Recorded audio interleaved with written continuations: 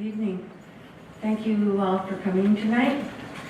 We're delighted to welcome you here. My name is Penny Wright, and on behalf of all of us, we're really grateful to tonight's guest for coming here to talk about his work with refugees. I want to mention before we get started that most of you may get our library newsletter, but for those of you who may not, please take a copy. We love to have you at all of our programs here at the library. Tonight's guest is known, I think, by a few of you, and his name is Dr. Rajiv Fernando, and he is the Director of Infectious Diseases at the Stony Brook Southampton Hospital here in Southampton. We were trying to reconstruct how we actually met, and neither of us can remember, but it was a lucky meeting for us because he's here, and I'll tell you just a couple of things about him. He completed his medical studies at the Raja Muthiah Medical College in India, came to the United States in 2005, and completed his fellowship in infectious diseases at Dartmouth, and he's now been in practice for 10 years. In 2009, moved by the plight of the world's most vulnerable, Dr. Fernando joined Doctors Without Borders, and 7 years later, in 2016, he started a charity, and he named it Shiraj, after his parents. For the past 5 years, Dr. Fernando has spent time working in all corners of the globe, from Sudan to Lebanon, Turkey, Greece, Serbia, working with vulnerable people and refugees, those suffering from the effects of famine, from climate change and war. Please welcome Dr. Fernando.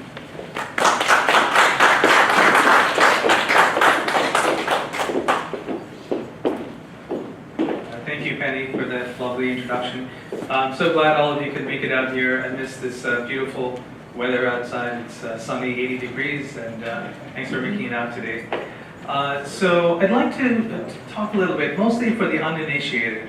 I'm going to try to go over some of my most challenging missions, and by the end of this discussion, I hope I generate a lot of questions and how I think that we as people can move forward with trying to de-escalate this refugee crisis in the world. We now have about 65 million people who are displaced from their homes. It's at an all-time high, and I think as citizens of the world, as brothers and sisters, we should all get together and try to help these people. So my work in humanitarian medicine really started in 2009 when I joined Doctors Without Borders. I always knew, as a med student, I studied in India. We grew up with a lot of poverty, and Doctors Without Borders won the Nobel Peace Prize in 1994, and I was really influenced by that, and that's what really got me thinking into refugee medicine. So essentially, by 2009, that's when I started thinking about going for it.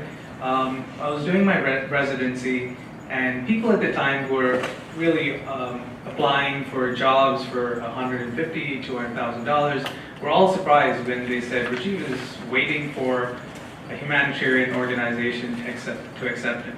Now, contrary to my belief, one fine day, 6 months with 6 months of residency left, I actually walked into the office of Doctors Without Borders in New York City, pretty confident, and I said, here I am, let's sign up for the process, I'm ready to go.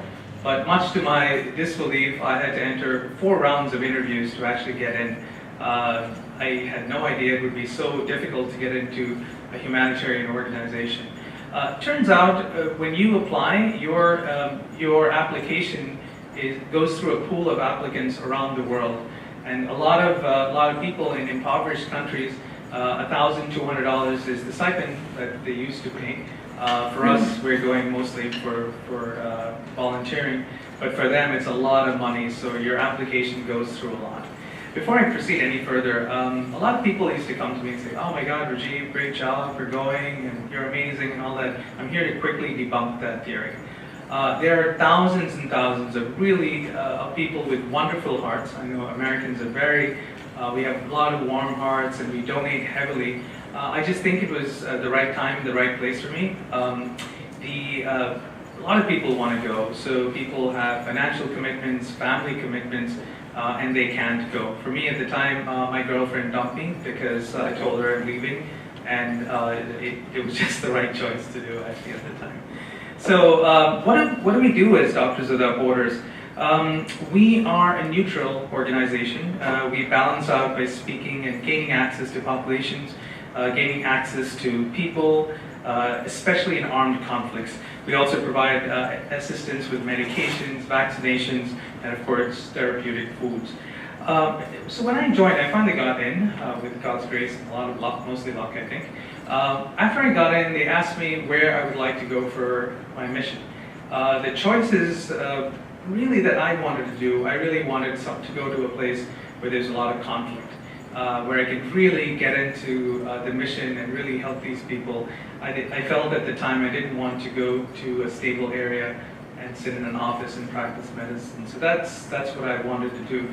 The options I'd given the organization was either Afghanistan, Palestine, and Darfur was my third option. I did get selected for a mission in Darfur, and that's where I went. Darfur has actually been the first genocide of the 21st century. It all started in 2003, it's still ongoing. We've lost about 480,000 people have been slaughtered to death. The etiology of this, the cause is really a fight between the government by President al-Bashir, two rebel groups, one of them which is called Janjaweed. So this is really, it's a battle between these three people or organizations, and the people in between have really been caught in this, and 480,000 people have been slaughtered, brutally killed. Women are raped to death, and people slaughtered terribly. So that's what, it was a very good experience to go here. I did take the flight, so everything worked out. One of the things that MSF or Doctors Without Borders do is, the reason the selection process is so difficult is because they go through a lot of difficulty to get someone to go to the place. Which is the visa process. It has to go through, all my papers are signed by Secretary of State, and it essentially meant that from the US was sending our doctor to Sudan. It was a country-to-country scenario, so that's why the paperwork took about 6 months to get. And the thing about this organization is, once the doctor reaches the site, let's say after 6 or 7 months of preparation, if he gets there, touches the ground, and he looks around for a minute and says, I don't feel safe here, he can just get back on the plane and return back to his old area.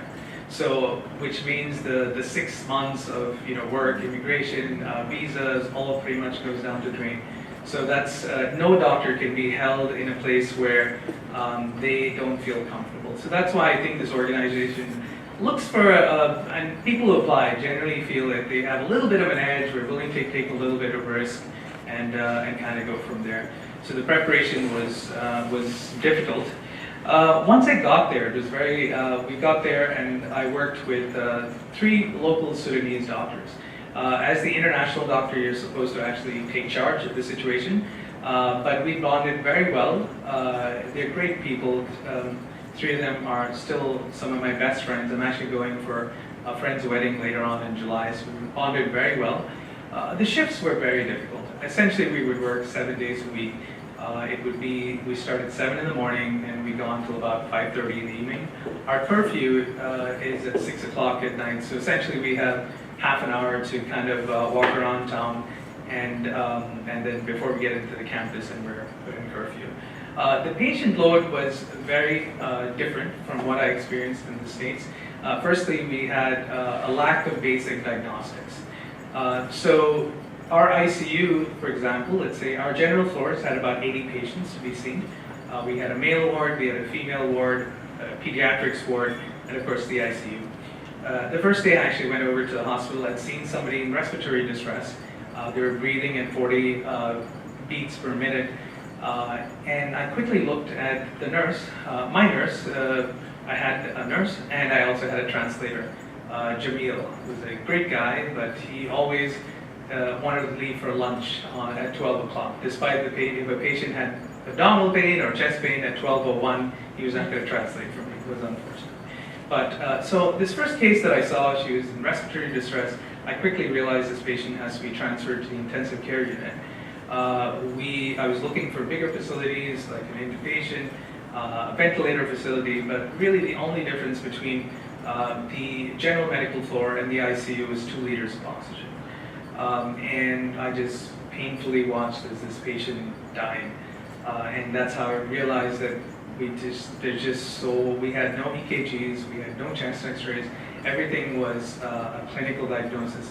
And I really feel fortunate on that note, having trained in India and worked in Africa. It really helps my clinical skills. So as a physician, it's always very useful. Of course, a lot of times we have CAT scans, MRIs, but I feel training in an impoverished country really helped me out over here. The second day I had a patient who came in with fevers, chills, and I had a high suspicion that this could be malaria.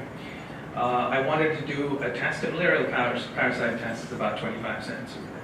So I sent this patient to the lab to get this test done, and the laboratory tech comes back to me and she gives me this really dirty look, and I said, "What happened?"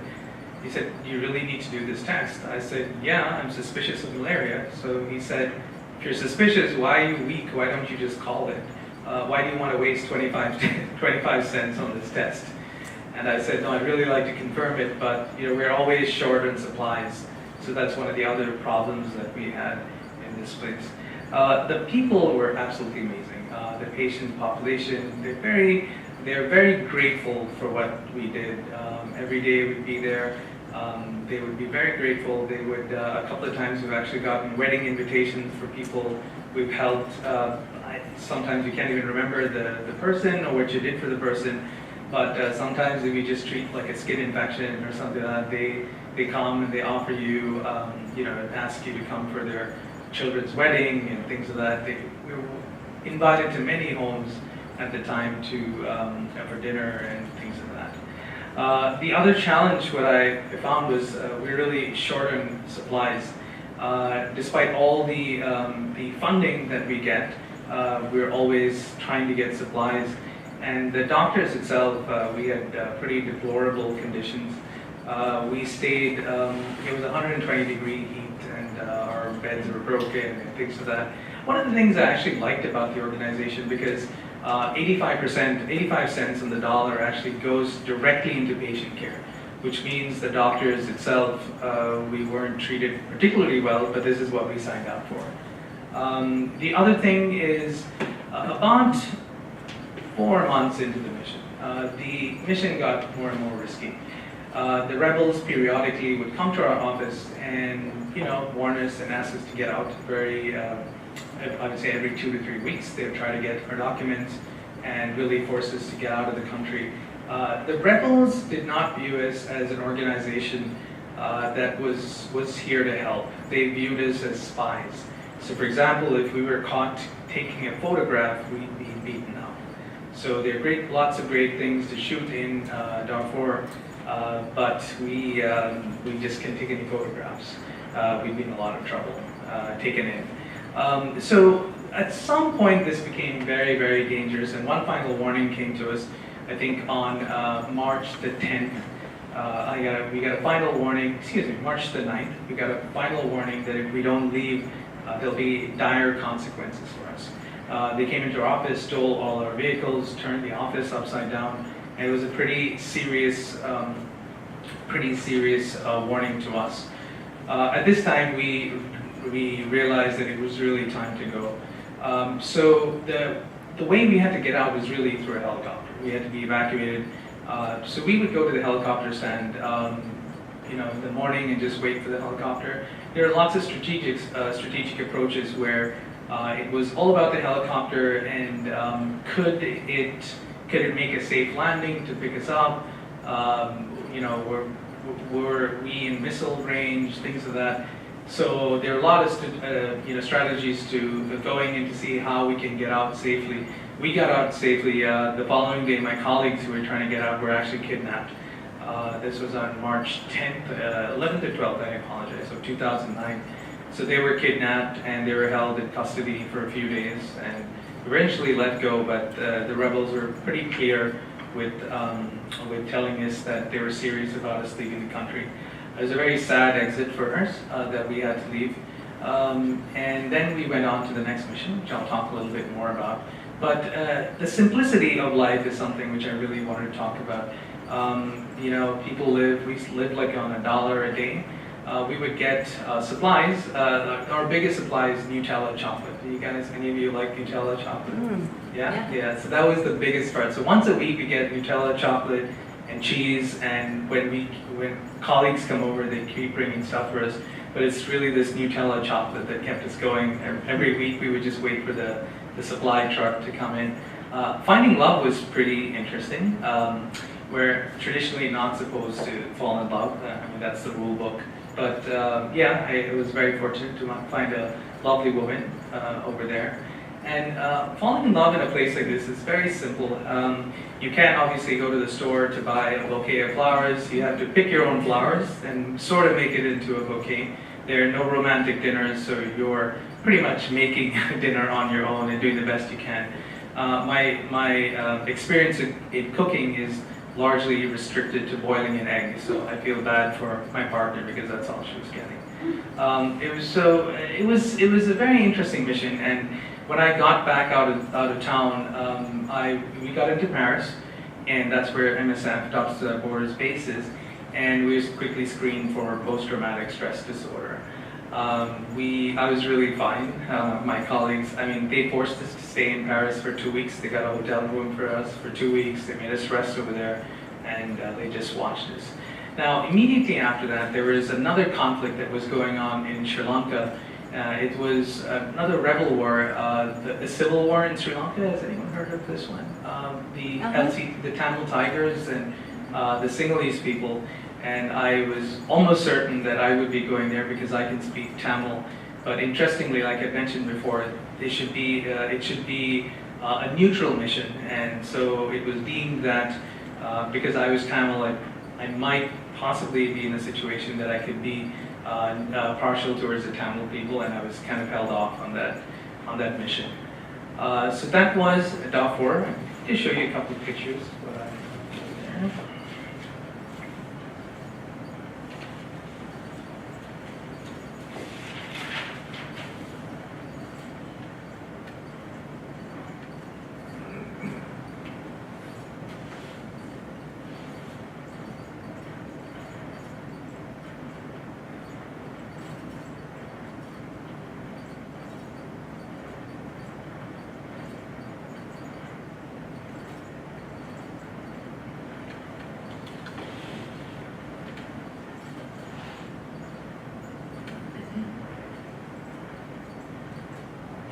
Sorry, just loading up, guys. I apologize.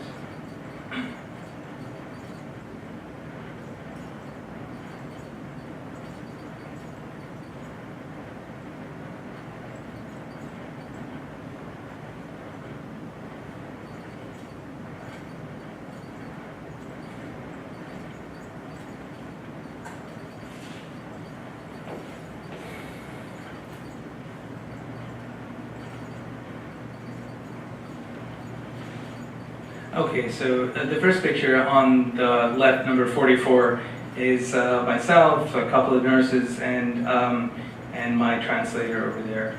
This picture over here is actually a map. This is our daily briefing. Every day in the morning we come over, we have a couple of people to help this mission go on. One is the field coordinator, the other is the logistician, and then comes us. So there's a whole, beyond the whole medical situation, there's the field coordinator who's there really for our safety. So every morning before we actually start work, it's around 6 o'clock, we're briefed with the security situation and how we're supposed to be cognizant of what's going on.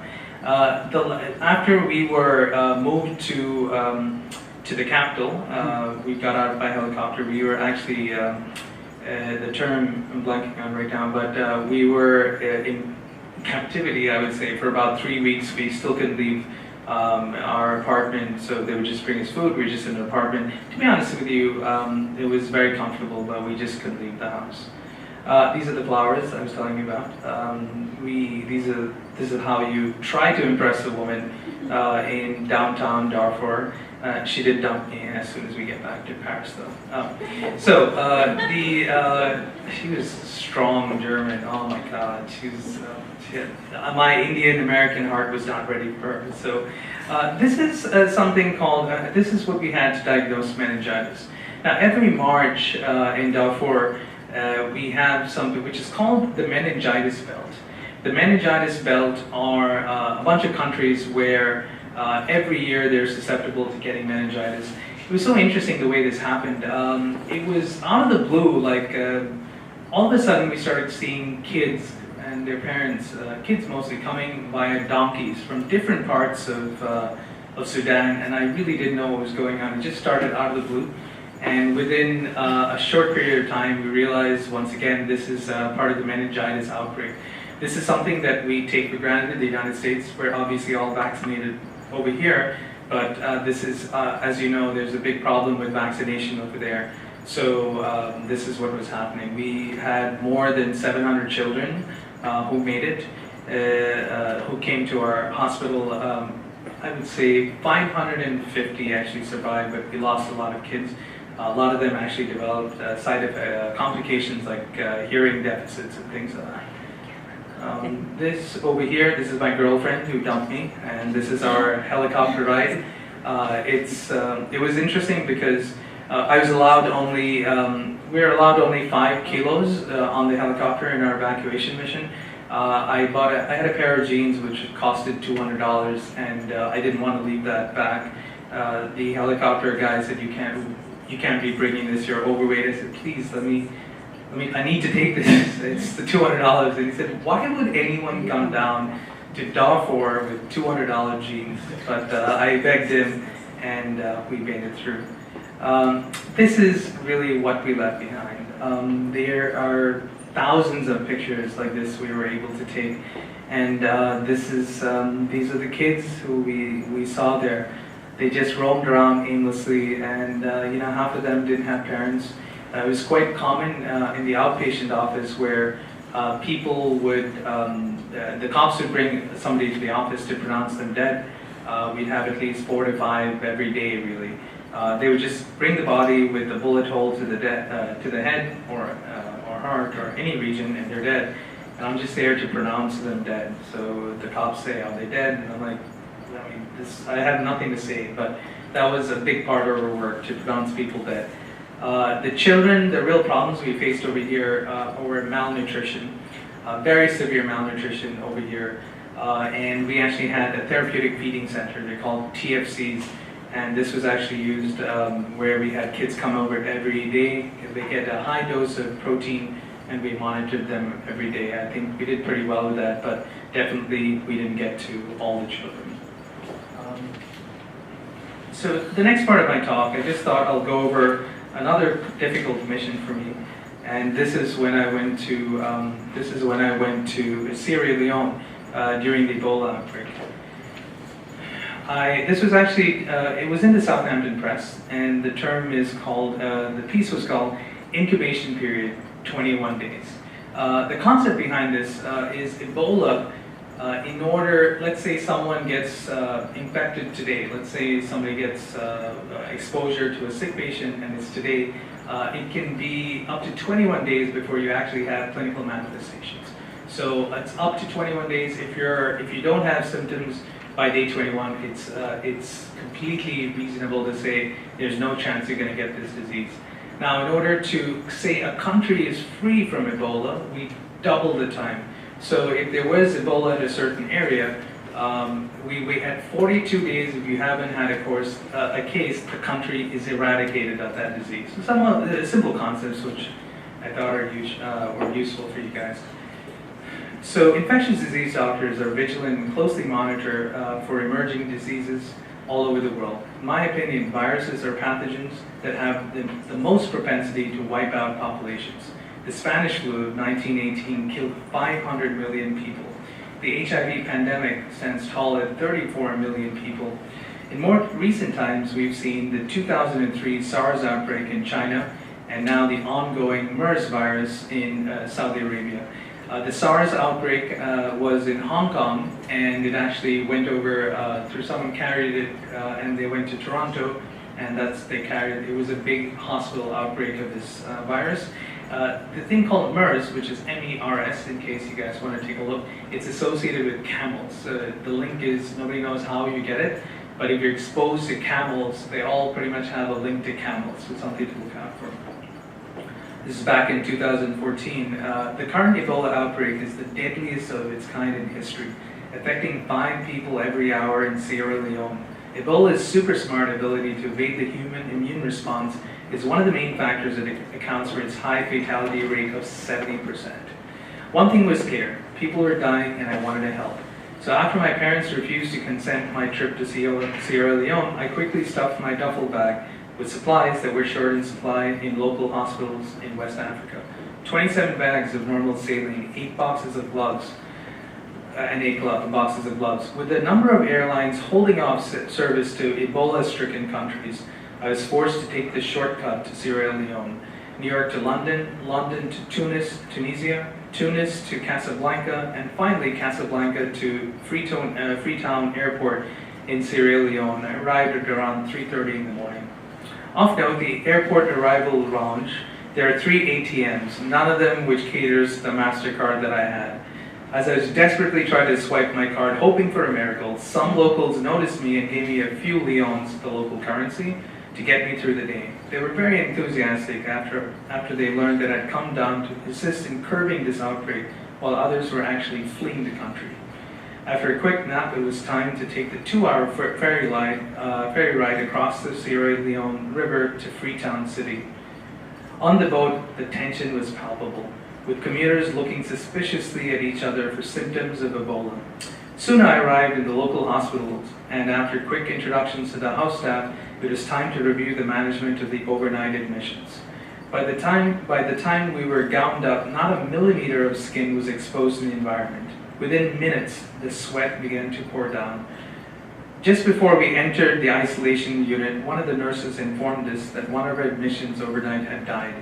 It was a 4-year-old girl. On examination, she was found to be covered in vomit, both arms and legs hyperextended, and blood trickling down from her nostrils. Another victim for the death register. The next patient was a young boy who on examination seemed listless with compromised vital signs, a low blood pressure and a rapid pulse rate. The patient was going to the final phase of Ebola, and we decided to transfer the patient to another hospital in Kenema, which is a bigger part of the town. It's just under a 5-hour drive, and as we approached the town, I saw multiple dead bodies on the way. More victims the virus had claimed. Once we reached the local hospital in Kenema, the young boy was rushed for more aggressive therapy. The only treatment at this time was really intravenous fluids. There were a lot of options where people tried different medications. The only option for these people was just intravenous fluid. Just on another note, not to sound different, but there's something that was an investigational antiviral medication called ZMapp. And our American physicians who returned, who was exposed, actually got the ZMapp and survived. But for some reason, the African people weren't able to get ZMapp. Once we reached, I saw tents meant for patients with confirmed disease. So some tents were for confirmed disease, and other tents for patients with probable disease. There's a barbed wire separating the infected patients from the uninfected visitors. I saw 3 young children communicating with their mother across the barbed wire, demanding when she would be coming home. The mother could barely stand, mumbled a few words, and was ill-looking. The day rolled on with a Usain Bolt-like pace, and by the end I was depending on any calories I could derive from the lip balm I had applied early in the day. Multiple taxi cabs approached the hospital throughout the day with sick patients, likely with Ebola viral disease, but they were turned away owing to lack of beds. I even saw a pregnant woman with labor pains turned away. The very same patients returned to the community, unfortunately infecting others. By dawn, the children by the barbed wire with the infected mother would have a new designation, orphans. These are the everyday events that impoverished people of Sierra Leone faced. The consequence of the current outbreak include worsening financial instability of the region, catastrophic cultural disparities, and orphans with nowhere to go. As my flight was taking off from Sierra Leone, I looked down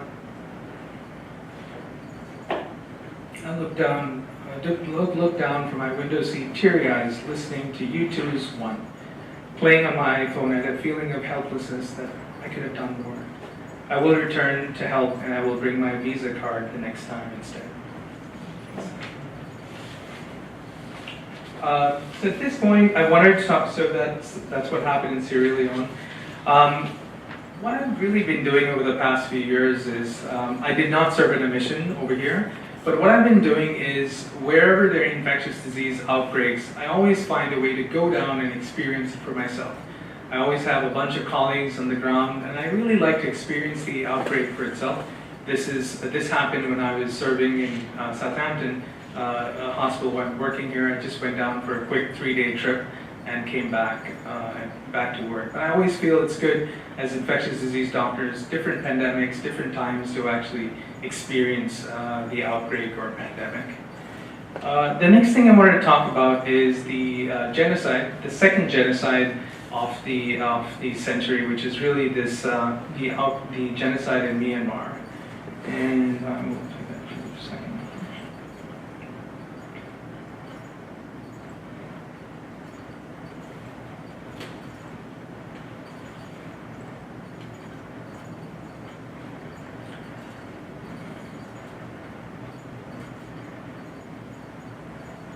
So this is a video that I made with some of my colleagues in order to help people for Myanmar.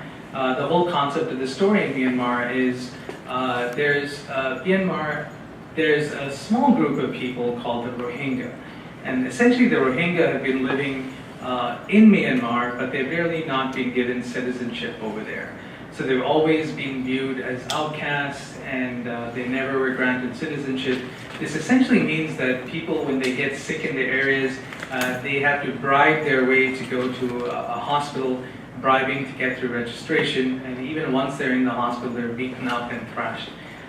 So what happened late last year, actually, it started off as a conflict between the army and a few local people, which actually led to the police and the army burning down tons of villages and forcing the Rohingya population out, and they moved into Bangladesh. I'll just show you a little bit of the work that we do over there, just to give you an insight.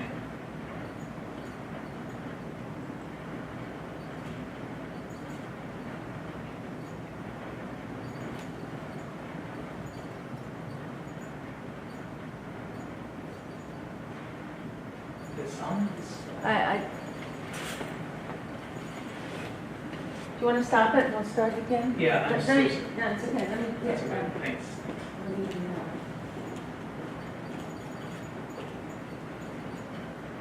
Can anyone tell me if you've had experiences with refugees, or what are your thoughts, like, while we get this rectified, what are your thoughts about refugees? Do you have any animosities, or how do you feel about them, helping them out, or do you feel it's not a good thing? Anyone volunteer? Your thoughts? I would go and help. I'm just so afraid to pick up those diseases, like what you said, Ebola. I think I get it right away. But you seem stronger. It helps me a bit. I don't know. But how can you not be afraid of that Ebola?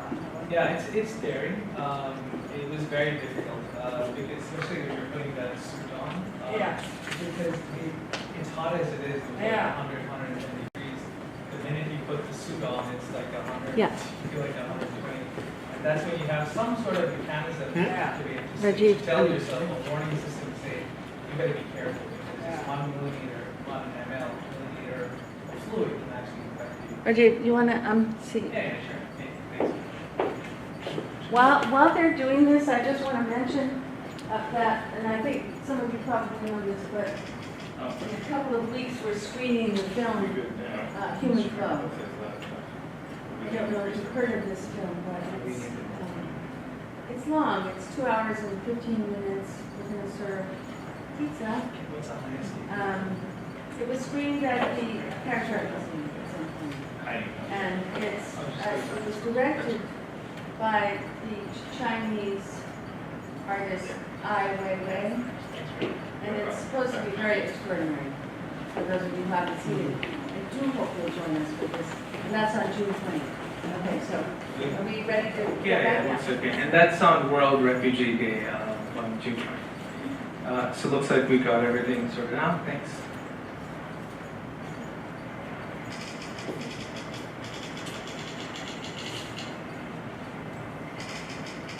Is that loud enough?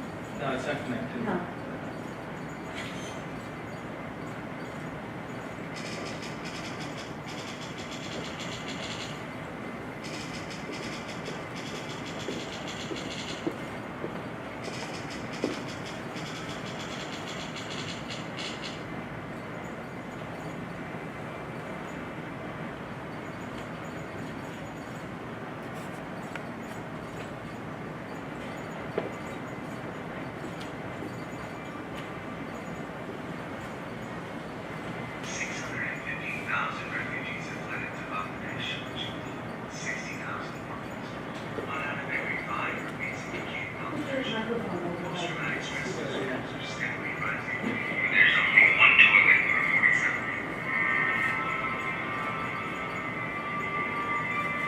Girls and women are tied to trees and raped until they die. Babies are thrown into fires and wells. Men are slaughtered, leaving mothers like Amina, Sardia, and Nazia to take care of 13 children without a penny to their name.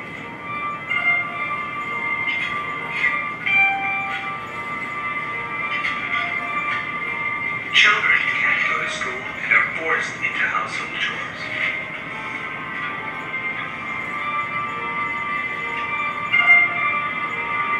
With your donation, I personally make sure every dollar is distributed on the ground to help the Rohingya.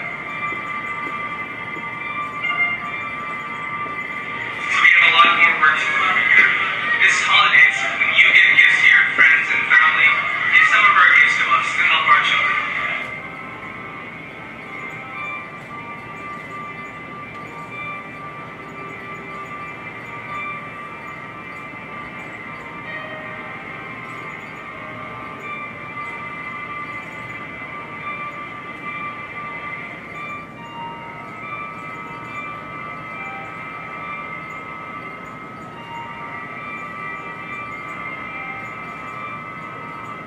Thanks. So this is actually I made for a local charity for a friend of mine.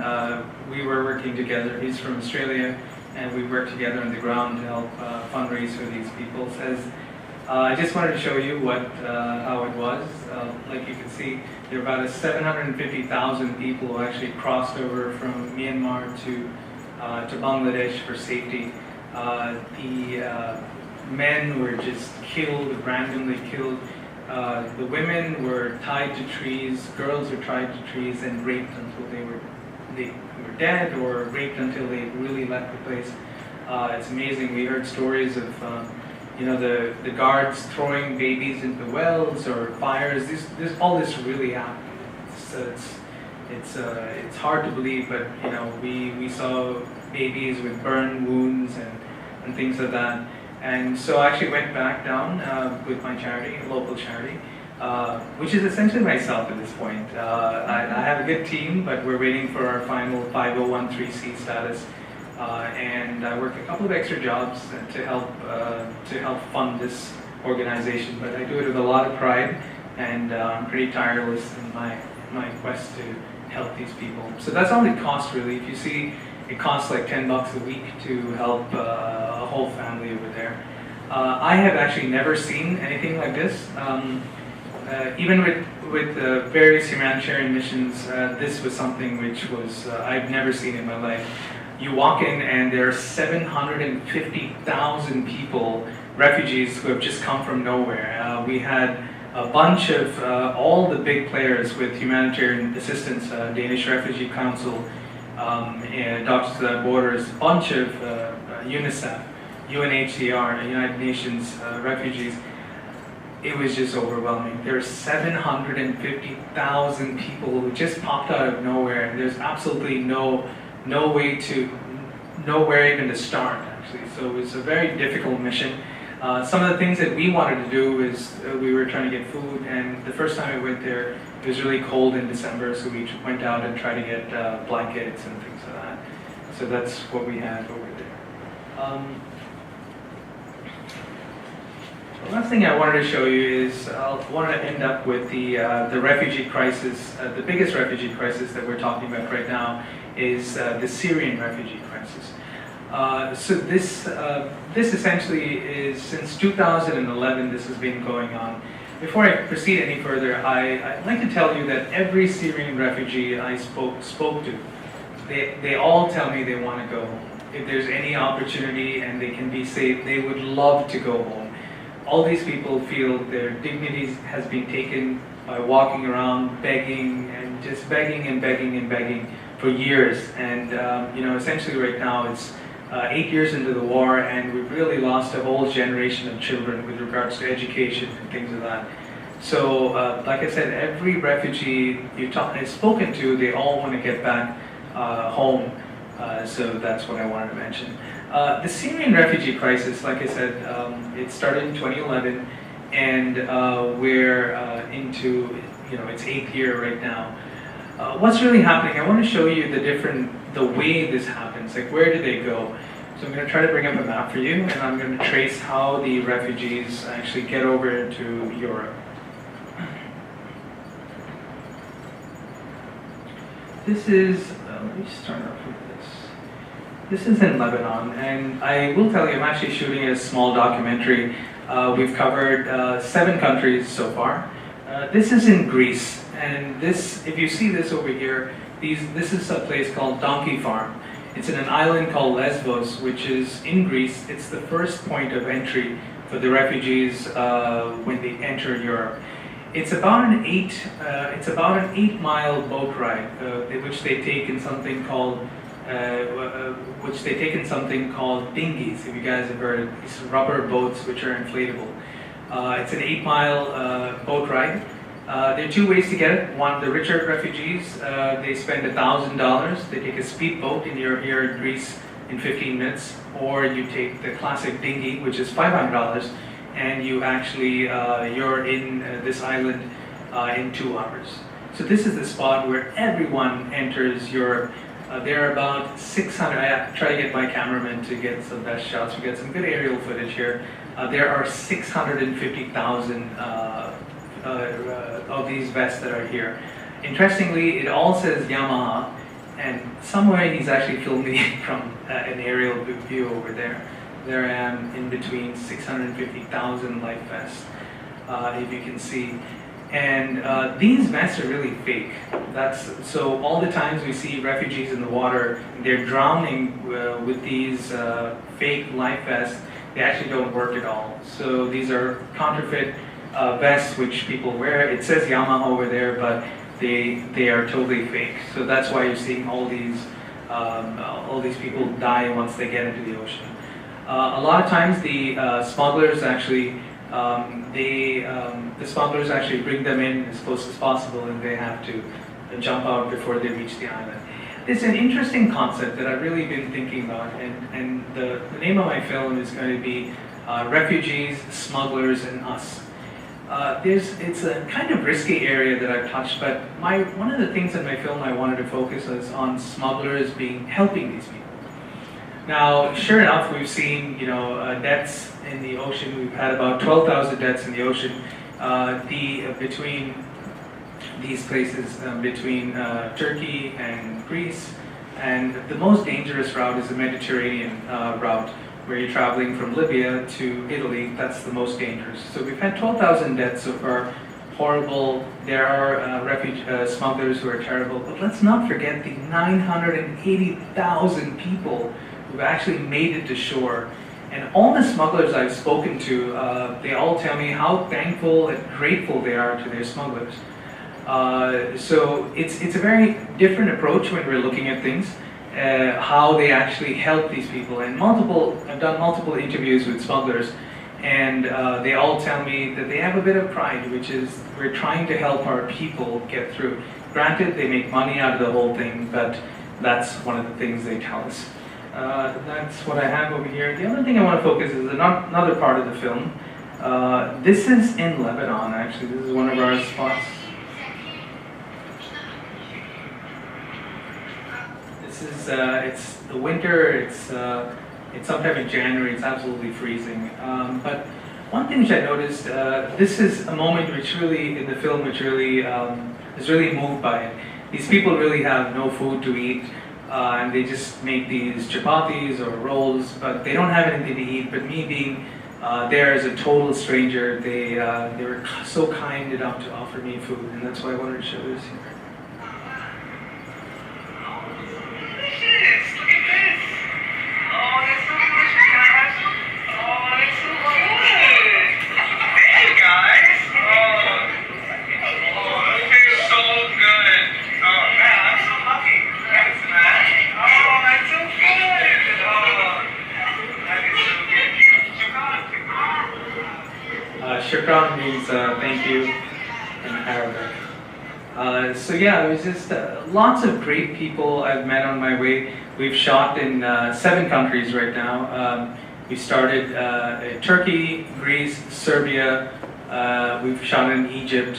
And the last part of the film we're actually waiting to complete is to get into Syria. That's the last place that we have to shoot. It's still pretty dangerous to go right now, so we're waiting on our visa to come through with that.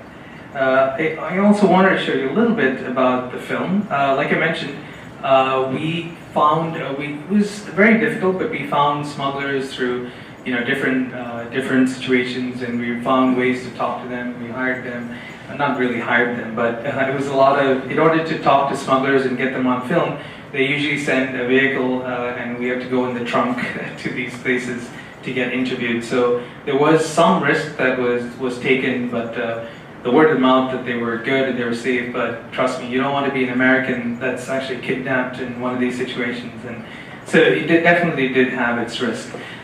This is something which my cameraman shot. By the way, about this film, it's not anything big. It's a 2-man production team. It's myself, essentially, and I have a great cameraman from Serbia, and he's with me, and we've traveled 7 countries together. We're actually thinking of releasing the film later on, sometime this fall. But it's no big production. It's the cameraman and myself. So this is one of the interviews this was taken at the Syrian border. And we were trying to get some more information why people were dying at the border, the Syria-Lebanon border. And this is one of the smugglers that I interviewed over there.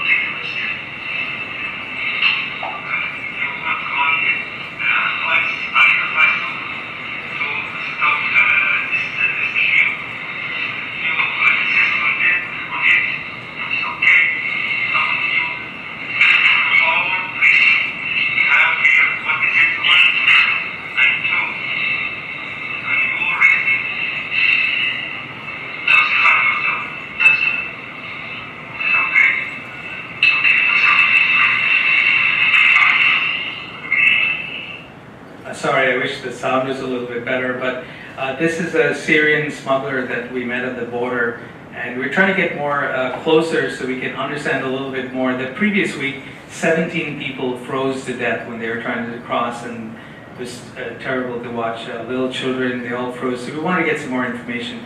The conversation really was me trying to get more information and get close.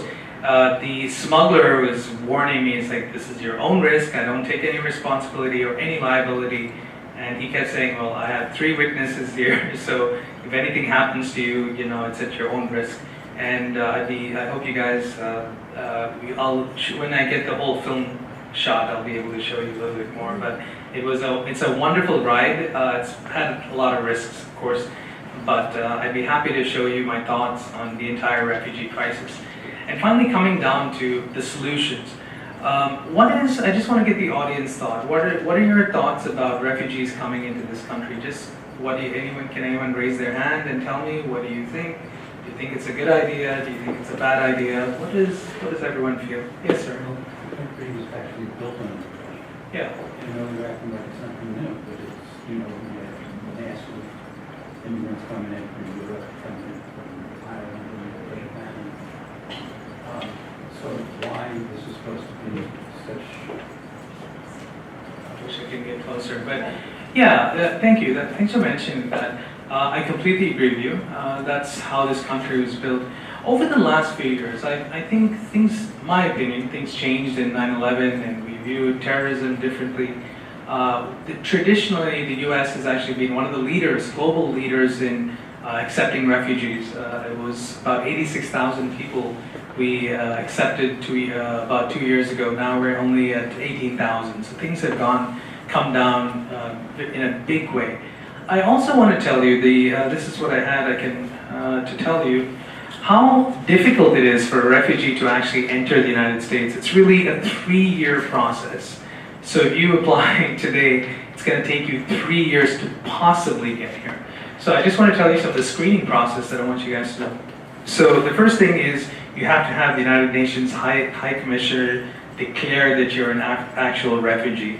Another thing I want to tell you is the difference between a refugee and a migrant. A refugee is someone who's fleeing for their lives, running from battle, running for their lives, things like that. A migrant is someone who's looking for a better life. But the word refugee is someone who's running for their lives.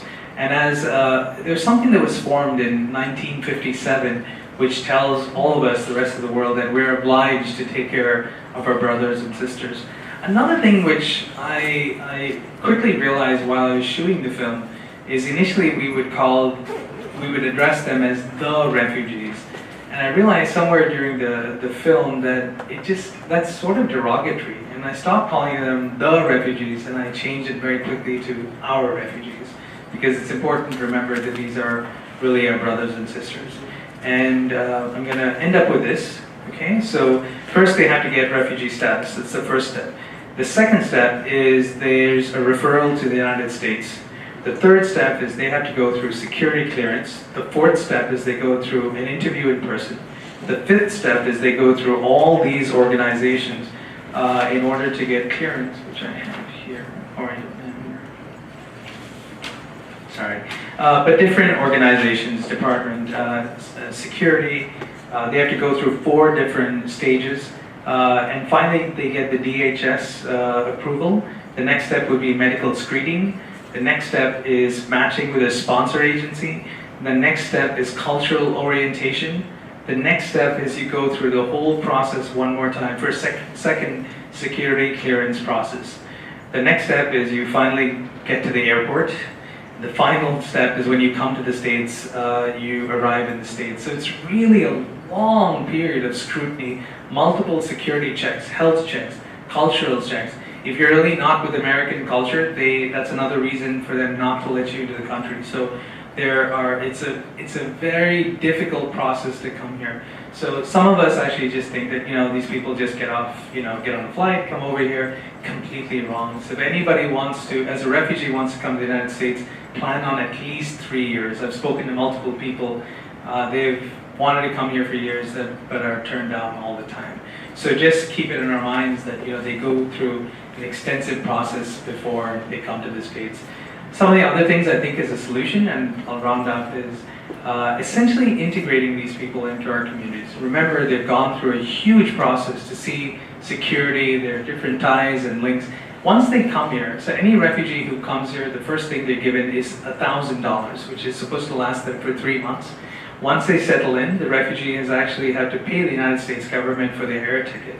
So I think what we should start to do is try to incorporate them, give them jobs, things like that, encourage them, give them their dignity back. Rather than just coming as a refugee and sitting on the street, we should give them their dignity back. That's one thing.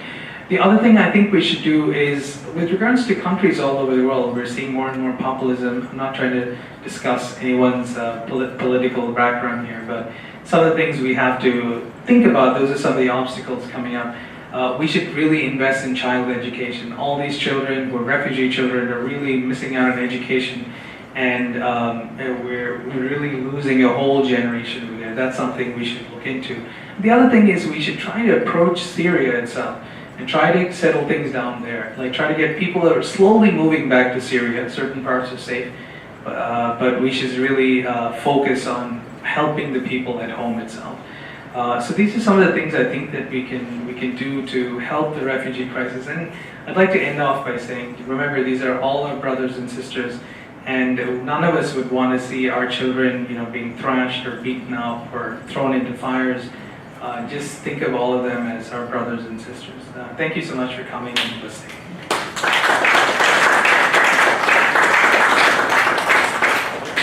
I can take any questions if anybody has any questions.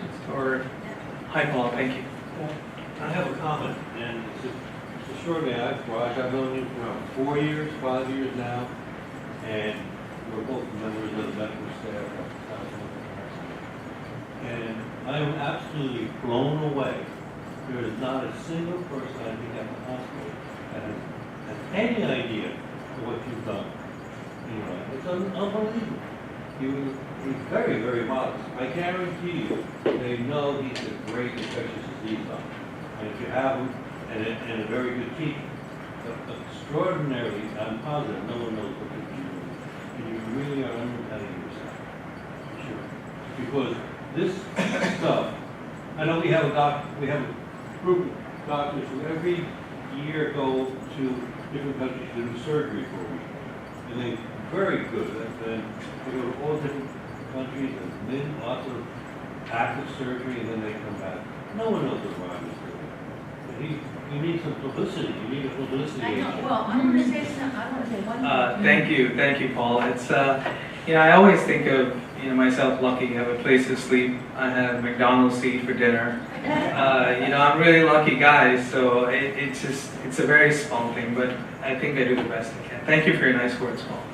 I want to echo those words because I didn't know you before I learned about what you did, but I'm so impressed by what you do. And one of the few charities I have always supported is Doctors Without Borders, and I've always thought, who would do this? Who would put him or herself at risk like this? I've never known anyone who did anything like that, and here you are, and you are the one.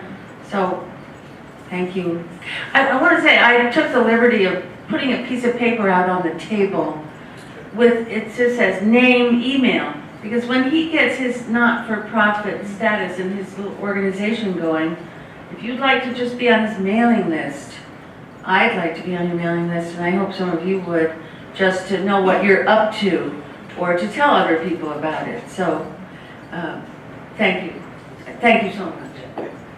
This wasn't, I wasn't here to promote anything else, but it was, thank you, Penny. And I'm sure I'd be able to do a lot more events with the library. It's a wonderful place to host events. You have your screening of your film here. Oh, yes. Actually, I hope I can, when I get my film done, I can bring it over and screen it here as well. But any other questions I can answer for you guys? Yes, sir. So, I don't know if I know a clear solution of what we should do that would be most effective. There's always donating money, and then it sounds like having refugees come here is not very effective. So it sounds like maybe the best option is to go over there yourself, and how would someone go about that? Yeah, I think, it's interesting, the governments have, and I don't want to get into too much politics, to be honest with you, but I think, going there and, setting up shop there, trying to help out people, creating schools, building schools, more safer areas, It's worked out really. So last week I was in California 2 weeks ago, and I got in a cab, and I was talking with. I love talking to cab drivers. They're amazing. You hear the best stories, and I always like talking to people because you learn so much. And I can't tell you what you're going to learn, but you always see different cultures, and you learn so much. And that's how I actually got this $1,000 in the United States when they come in. It's $1,000 to confirm that, of course. But he's a guy who came over from Iran, refugee, got his $1,000, and he's living the American dream. You know, he got a chance to work. Started out very difficult. You know, he's doing well right now. So, you know, we have a good way of integrating refugees into our system.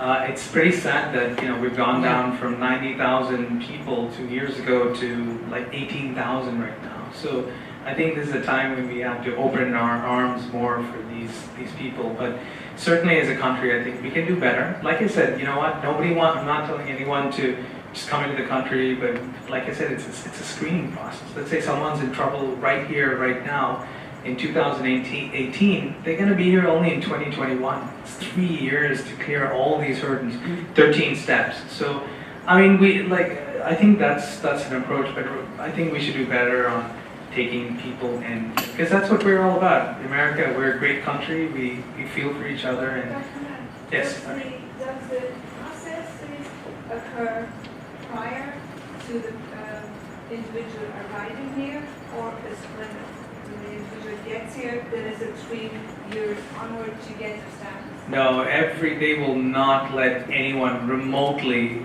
into the country with that. And I think that's reasonable. But I'm going to be honest with you, I think we have to have our security as well. But they're so strict. People who don't pass the cultural session, they get held back. So it's a very, very stringent process. And this is something I learned only during the filming, where I was like, why? I mean, we do have the right. You listen to some speeches and say, yeah, we should be more tight.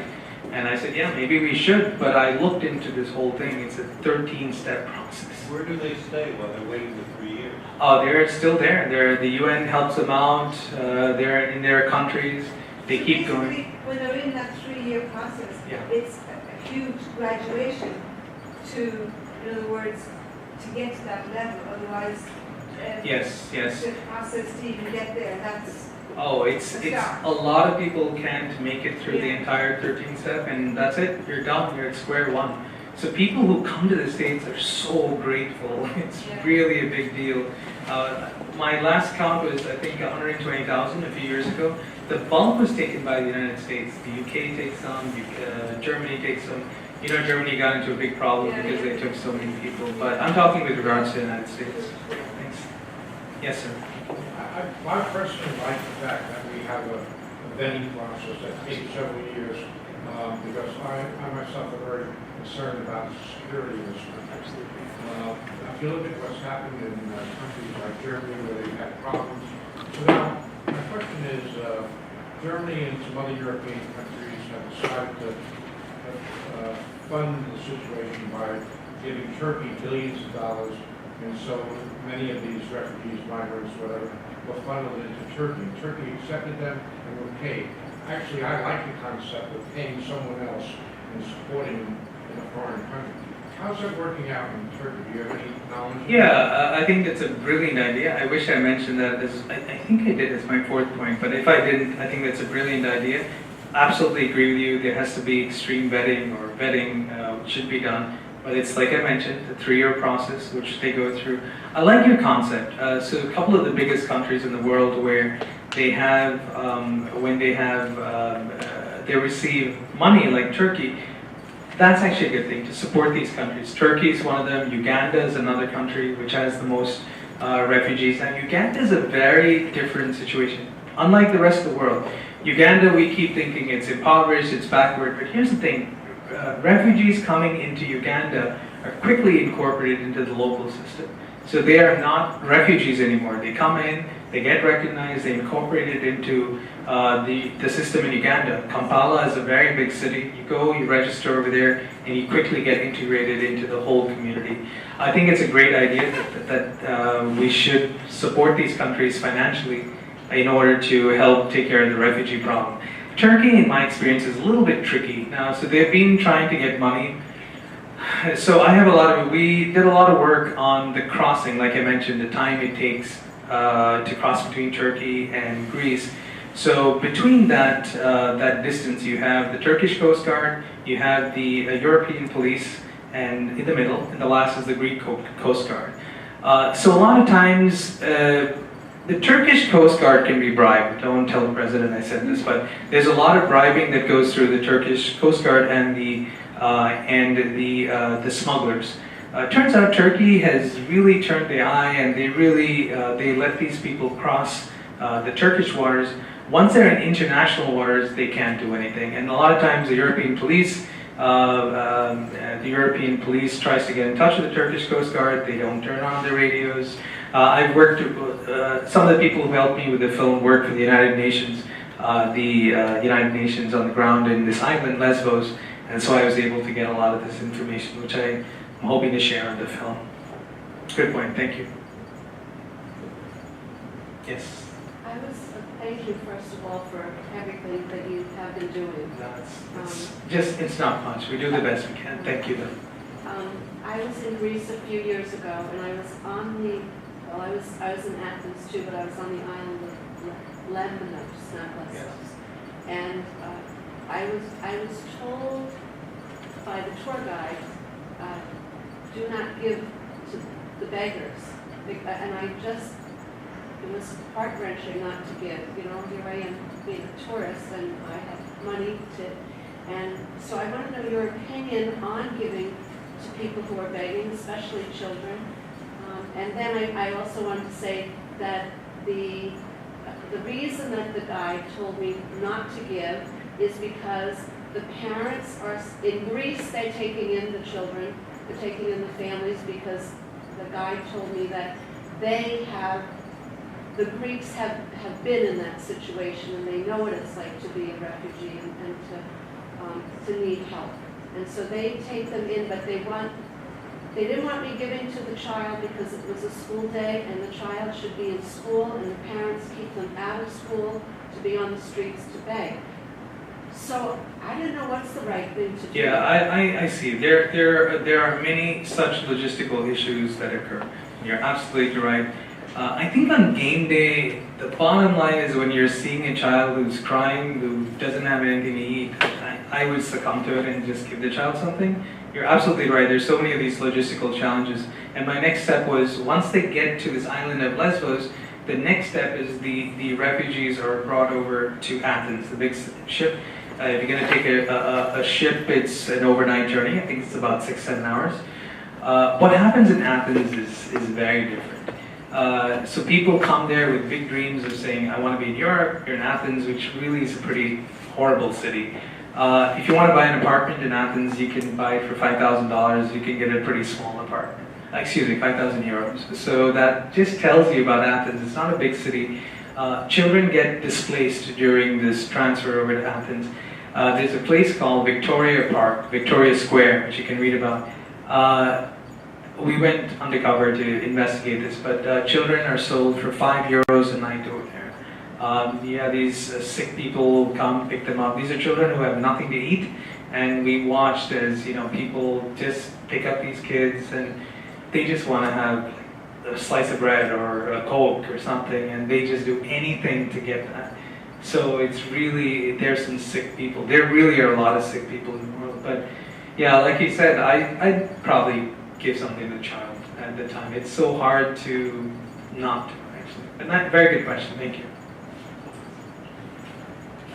Yes? I was surprised to learn about these life vests not being, Yeah. able to save people, and who's supplying this, and why are they doing It's all part of the business. So essentially different parts. So within Syria itself, just to get out of Syria, my experience, what I've spoken to people, is the real challenge of refugees is to get out of Syria. Once they get out of Syria and get to Turkey, they feel, we're good, we're in good shape. To get out of Syria involves 3 to 4 checkpoints to actually get out. And once you come over here to Turkey, it's all a business, right? So everyone is, thank you for coming, everyone is trying to save $1, and so there's a lot of these counterfeit things that people have to go through. And the refugees pretty helpless. They want to cross over. If they're going to say, listen, it's fake, I mean, there's enough business for these people. Sorry, I didn't mean to break the library. That was unexpected. But, I guess thank you so much, everyone, for coming.